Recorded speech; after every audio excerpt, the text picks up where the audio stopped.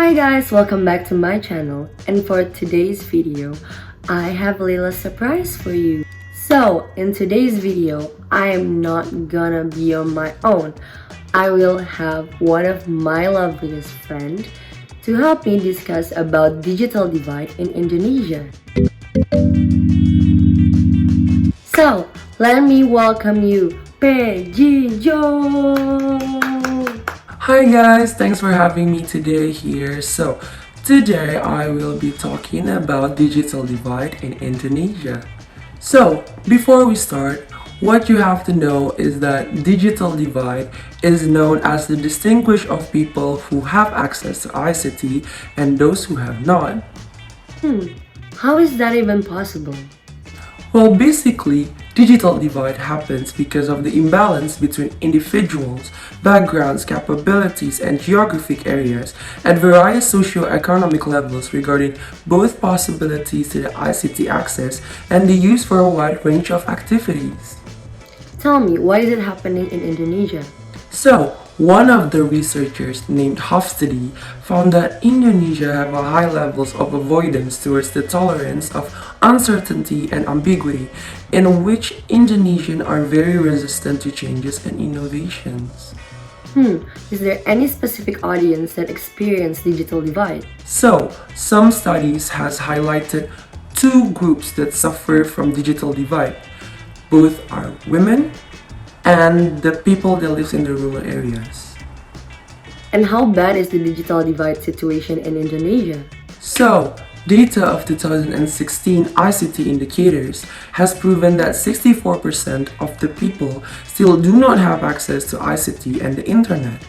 And also, lack of knowledge of ICT itself, since most educational institutions only taught us how to operate the computer, such as moving and copying folders and files, and using a copy-paste tools to duplicate and move words or attach file in a document. That seems pretty basic. Is there any other factors?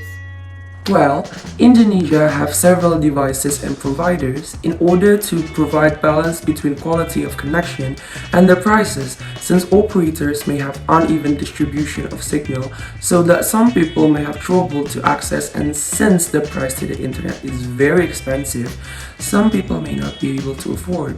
According to Statistic Indonesia in 2011, there are more than 10 million and over than 15 million poor people in rural and urban areas, counting for over 9% and 50% of people in rural and urban area in Indonesia that lives under the poverty line. These people are the ones that struggle through access for ICT and may not invest for the ICT sector.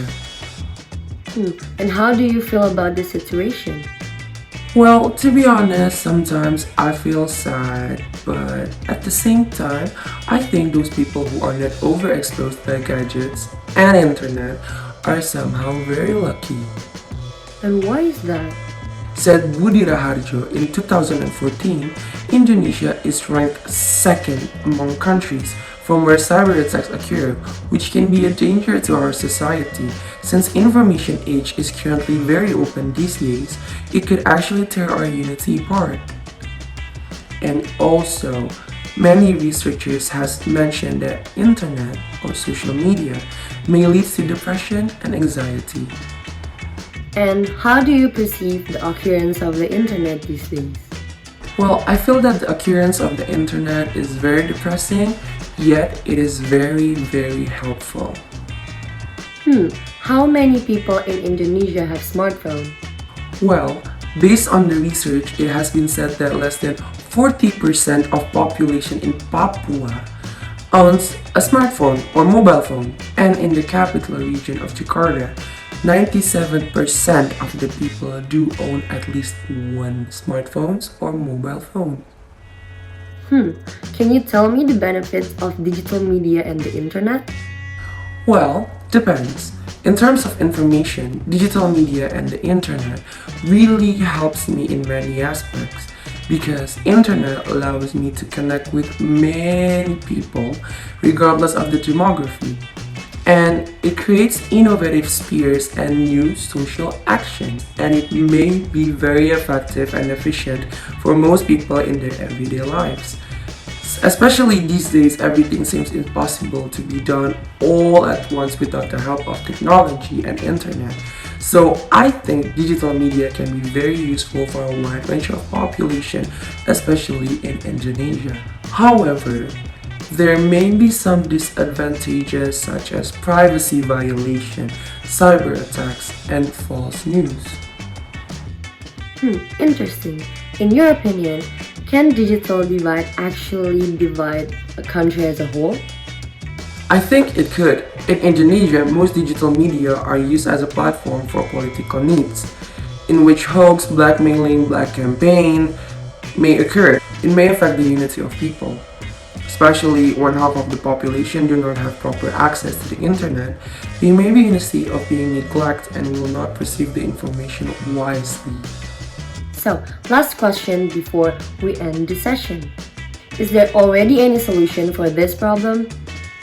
Well, based on Purbo argument, the government has provided the Smart Village program or Desa Pintar, or known as Desa Punya Internet. They are providing equal internet access, particularly for those in the rural areas.